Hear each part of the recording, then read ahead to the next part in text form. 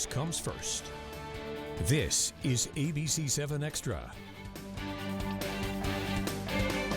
Welcome to ABC7 Extra. Good evening, and thank you for staying with us for ABC7 Extra this Sunday evening. I'm Rachel Phillips, and tonight for the next half hour, we'll take a deep dive into the El Paso Locomotive as they gear up for their 5th season. In just a moment, we'll talk with new head coach Brian Clareheart, but first, let's take a look back at the Locomotive's journey to now. 116 matches, 53 wins, and 178 goals. For many years, having a soccer team in El Paso was just a dream. Then on February 28th of 2018, it became a reality. Something we've been working hard to bring to El Paso, and it's really exciting that El Paso will now be able to enjoy this level of quality in professional soccer with our own USL team. Roughly 5 months later, Mark Larry was named head coach and technical director. We have to get a group of 20, 22 players ready, primed on the field, understanding the way I want them to play. And Larry did just that and more. In his 3 seasons, he grew the Locomotive into a powerhouse, leading them to 2 Western Conference championships, a Copa Tejas Cup, and of course, who could forget this legendary point steal on the road against New Mexico United? Larry also brought in club legends like Andrew Fox. Andrew Fox! What fantastic Mr. Fox! He found rising stars like Diego Luna.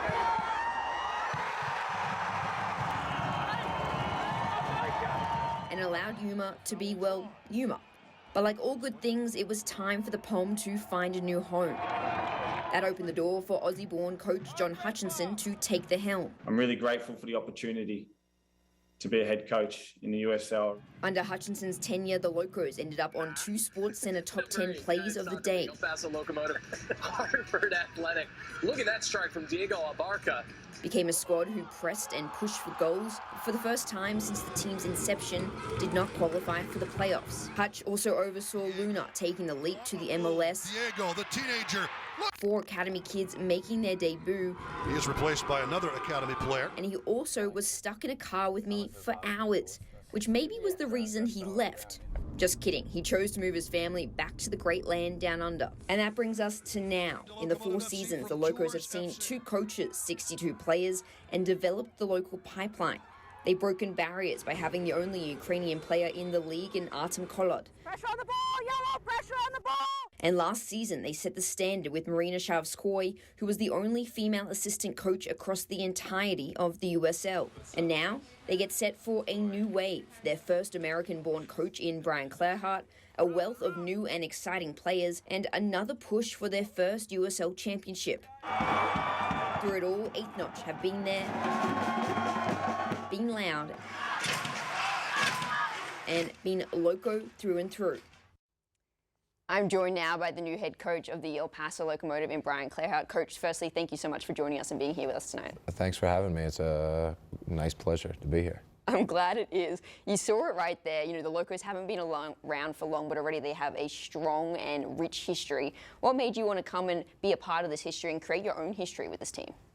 Yeah, you know, in my type of job, you don't really get to choose where you want to live or where you want to go. So I was informed of the project through a few different people, asked if I had interest. I did my own research and saw the history and saw a lot of excitement within the club and within the city. So me and my family explored that, and it aligned to what my values are and what my family's values are, and I just thought it was a project that I could be successful in, and here I am speaking with you, you know, a few months later, or a month later. Yeah, here you are, exactly. You grew up in New Jersey, spent 7 years in Sweden, and now, as you mentioned, you're here in El Paso.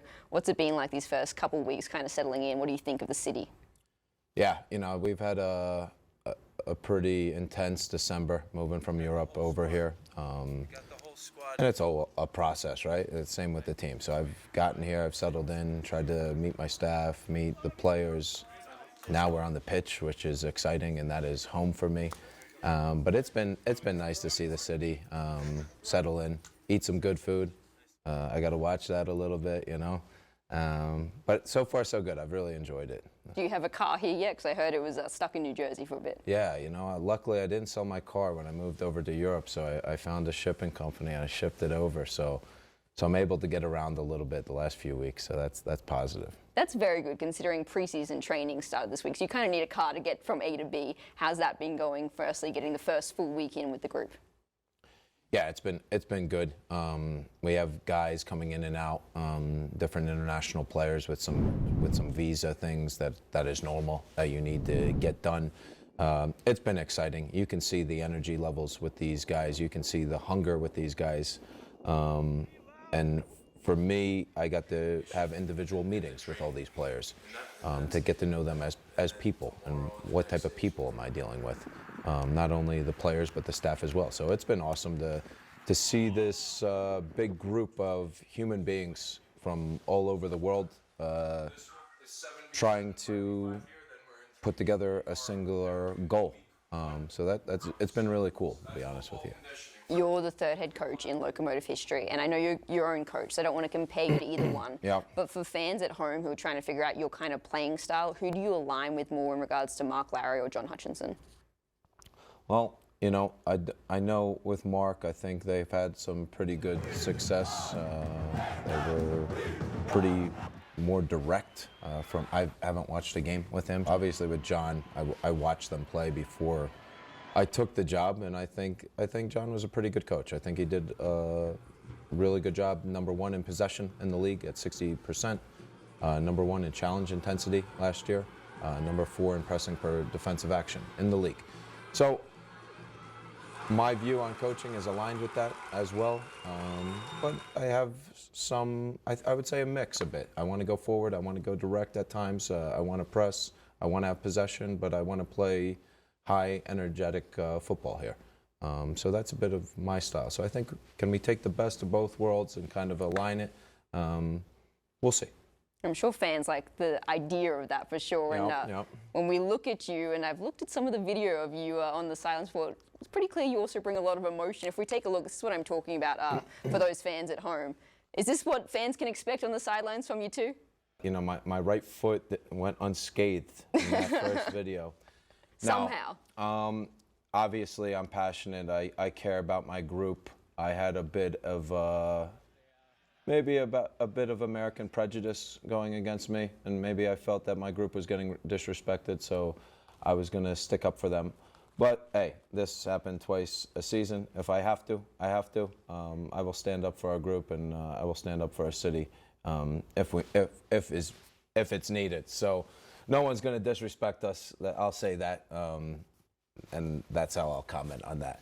I like that answer. It's quite funny watching this. I don't know if I've seen the first one, but I've never seen the second one. A little bit of New Jersey in me there. That's for sure. So that's good. I think the fans like to hear that because, like you said, you'll fight for this club. That video, obviously, from your time in Sweden, where you worked your way up to the head coach of GIF Sundsvall. What was that experience like, kind of getting to the top level there in Sweden? Yeah, good league, top 15 league in the world. Obviously, I've been a head coach in the third level, the second level, and then part of the coaching staff that reached promotion to Allsvenska in 2022. Big historic club that has produced good players. I knew it was going to be a tough challenge when I took over in the summer. We were in a tough place, but overall, an incredible experience to do that as an American. I think I was the first American in Allsvenska, the coach there. Top league with top coaches, top clubs, and top players. So I take that in. I try to grow as a coach and be better at it. And it was a good experience, a lot of pressure on you from media, from fans, and a lot of expectations. So it's helped me, for sure. One of the key differences from coaching over in Sweden to here is there it's a lot of relegation and promotion. Here it's all about making the playoffs. Does that change at all how you're going to coach? I think that's a really interesting question, right? Because I haven't been part of this playoff structure. And that's something for me as well. I need to look at it and, hey, this league is going to be different. They have a playoff structure. I'm going to have to adjust as well. It's something that I talk to my coaching staff daily. I say, hey, guys, like I'm going to have to adjust. How's this league going to be? Fill me in on some information. I think in both leagues, it's about getting hot at the right time. So I've been part of promotions, I've been part of relegation. And it's always in that September, October period. Okay, are you going to go for it? Are you going to sink when you're going for relegation? Are you going to swim when you're going for promotion? And I look at it at the same with playoffs as well, right? Can you get hot at that moment? And then once you get into those playoffs, it's do or die type games. So there's some similarities. And there's some differences, obviously, that I'll have to adjust to. After the break, Coach will still be here with us, and we'll take a look at some of the key players that he's bringing in, as well as some of the key returners and how they all kind of come together and hopefully produce a winning season here. The Sunbolt cars are back at Oscar Leaser's Hyundai of El Paso, and they're available direct to you for a limited time. Sunbolt Elantras and Sonatas, Tucsons and Santa Fe's, even Palisades, fully stocked and fully equipped. All available with zero cash out of pocket. Interest rates as low as 2.9% and payments as low as $199 a month. And Oscar Leaser's Hyundai of El Paso is fully stocked today. The cars, crossovers, SUVs, and electric vehicles you want. The Sunbolt cars are back at Oscar Leaser's Hyundai of El Paso. Attention Las Cruces. Advanced Neurology, Epilepsy, and Sleep Center is the only certified epilepsy center in a 250-mile radius that offers the most accurate, cutting-edge technology necessary to diagnose these symptoms. Now you don't have to take your loved ones to Albuquerque to get these great services. We are led by Dr. Amar Harikar and his practitioners, and they will care for you in a comfortable and professional environment. If you or a loved one is suffering from seizures, please call Advanced Neurology, Epilepsy, and Sleep Center today. You deserve to live a normal life. Call now. An estimated 11 million Americans have heart valve disease, but most of us know little to nothing about it.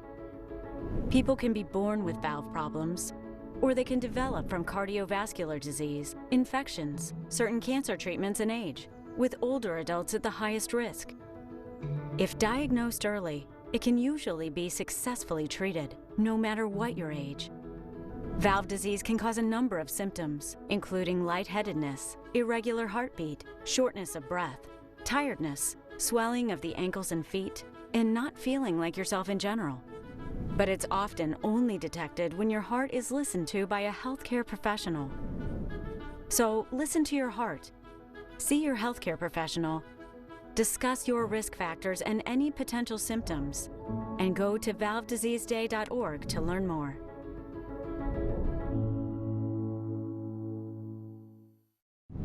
Welcome back to ABC 7 Extra. I've got the pleasure of chatting with the new head coach of the El Paso Locomotive in Brian Clareheart. Coach, understandably so, we've talked a lot about you because the fans want to get to know you, but now I'm intrigued to talk about what you know about some of the players and what you think of them. When we look at the club, they returned 16 players and have announced 6 new players, and I'm being told there could be some more in the future, but let's start with some of the returners. Firstly, let's look at Lucho up at the front.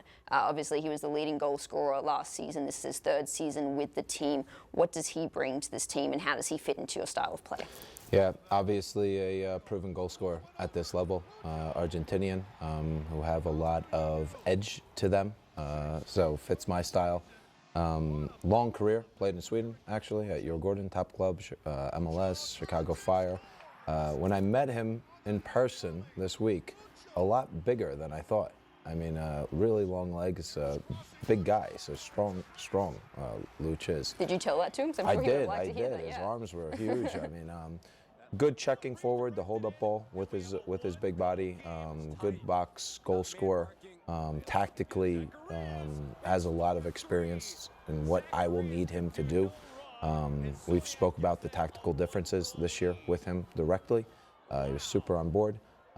Vital to have a guy that can put in double-digit goals, and that has done that. So extremely important to have a guy of his talent level and a goal scorer a part of this team. We'll move to Eric Cavier now in the middle. He had a bit of a slow start last season with his first time with the club, but then once he went and played for El Salvador, came back and kind of went on a goal-scoring run, ended up being a 3rd leading goal scorer for the team. What does he add to that middle, especially now that you don't have guys like Dylan Meadows or Richie Ryan? I've been super impressed with him. I came in with not that much expectation on anyone, but he's a guy that's really impressed me. Quality player. Quality engine on him, technical ability, tactical ability is through the roof. leadership. I think he's really going to grow into this group to become one of the leaders. And in my opinion, I think he's one of the top players in this league, from what I've seen. There's a reason why he plays for El Salvador. I think he could have a big Gold Cup if he's selected for that squad this year. Good engine on him. I cannot speak highly of how impressed I've been in these first week of training with him. So he'll be real exciting for the fans to see. And then when we look at the defense, Yuma, I mean, he was the captain last year. He kind of made some goal-saving tackles there just to help the team lift and really brings a lot of energy. What does he do for this team? Yeah, he's a cultural leader, cultural architect, as I say, super emotional. It's been a pleasure to get to know him and to see how much passion he brings to this team, to this city. The guy is an absolute winner. He will leave it all on the field.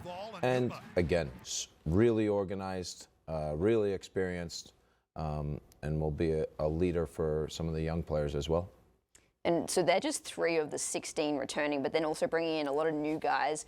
I think to start with, we've got to look at Mark Navarro, probably the biggest recruit the Locomotive have ever brought in. You know, played in the Premier League as well as some other top-tier leagues. What kind of experience does he bring to this team? Yeah, the guy's been at the highest levels of world football, playing in Espanyol and I believe so Watford. Comes in here, wants to be in El Paso, wants to play in this league. You can just see the presence on the field with his experience, his touch on the ball, his absolute calmness and composure. Yeah, I think versatile, can play it right back, can play at center back. So obviously a highly talented player that we're excited to have here.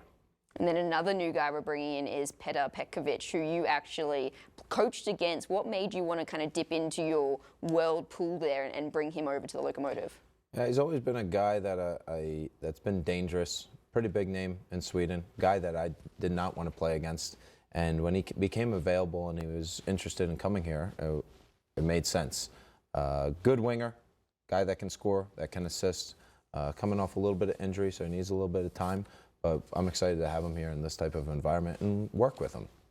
Certainly a lot of new talent coming in to kind of mold with the old talent that the Locomotive already have. And now you're kind of getting a chance to see that on the pitch as we enter preseason. When we look at that preseason schedule, what are you looking to get out of it? Well, like you said, it's a new group. It's a younger group than years past. And how quickly can they fit my style of play? I think the pressing will be different. I think the organization will be different. I think the defensive balance will be different. And kind of training those habits is part of the process. So how do they fit into the game model is how I'm looking at it. Results, yeah, we want to start to set the tone to be a culture of winners, but also looking at the big picture here. Certainly both a busy and exciting time for you, Coach. I really appreciate you taking the time to sit down with us here tonight. No problem.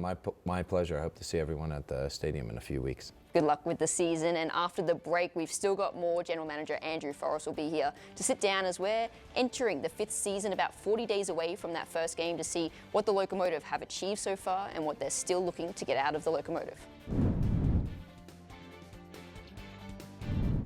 When Laura vowed to love me, in sickness and in health, she wasn't thinking about cancer. But here we are. I'm just grateful my team of experts at Texas Oncology is close by, fighting for me, so I can still start my mornings right here. Hey, I need all of this treatment I can get. I'll see y'all tonight.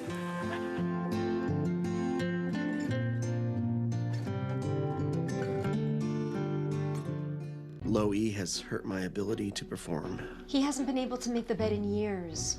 Now there's hope. Now through January 31st, join Planet Fitness for $1 down, $10 a month, cancel anytime, and turn your low energy into big fitness energy in 2023 in a clean and spacious, judgment-free zone with tons of equipment to get you energized. Low E, not for me. Simply join through the free PF app for $1 down, $10 a month, no commitment, cancel anytime. Deal ends Tuesday, January 31st. Our priorities, they've changed. Hey Lexus, play my music.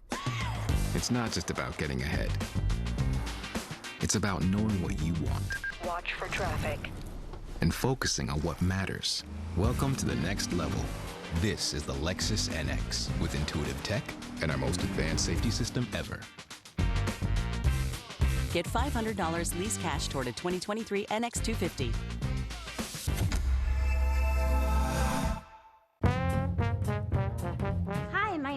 Tony, and I am the owner of Morramia Restaurant. My dream of starting my own business began more than 7 years ago, but my business reality really began when I connected with First Light.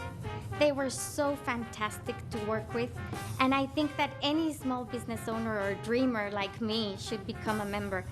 And just start today. I mean, why wait, verdad?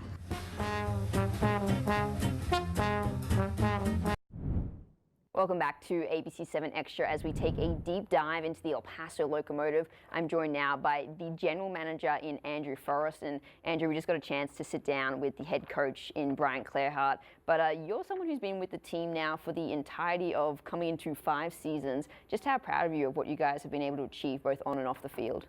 It's been fantastic. And you know, when I was looking at this project and speaking with Alan and with ownership, I think that we were at an unbelievable level even when we started, but the things that we've been able to accomplish and add that I'm not necessarily sure we knew we needed to add over the course of time has elevated us to a place where I think we're doing things better than just about everybody in this league.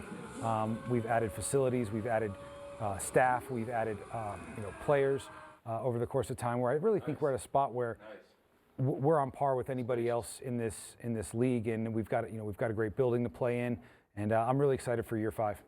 What do you still want to see the club achieve both on and off the field as we enter this 5th season? Yeah, ultimately, I think the easy answer is we want to win a championship. We want to continue to win hardware. We were Copa Tejas in 2021 champions. We'd like to make a deep run in the U.S. Open Cup. It was on hold for a couple of years with COVID, and we haven't had success to this point in that tournament. And ultimately, we'd love to get back to the Western Conference Finals and win one. And then go play for a final, whether it's hosting one or going somewhere to play. That's the ultimate dream. I think that's where we want to be, and that's what we aspire to be. We as I've said many times, we are here to win championships. We are here to get points. We are here to win games in front of our fans. So I think that's where we're ultimately headed. We're not here to just show up and be a part of this and along for the ride. We're hell bent on winning as many games as possible and trying to get to a final. You talk about wanting to win, and you obviously are bringing in a new coach in Brian Clareheart. Got a wealth of old players returning who brought a lot of quality to the team, and then some new guys as well. With all of that combined, do you think this is the year that you could go and win a Western Conference championship? I think it is. I think we started in year 1, we brought in a lot of experienced players, and I think that is absolutely the right way to do it. As those players continue to get older, 4 years older, we've had to change the roster, but I think we have an unbelievable mix of experience, not just in the game, but in this community. And I think we've brought in a lot of younger players that can run. This system requires a ton of running, a ton of movement up and back. So I think we've got the legs to do that this year based on some of the signings that we've brought in, and of course bringing some of the guys back. You never question a guy like Yuma or Aaron Gomez or Borelli. They'll run and run and run until they fall down.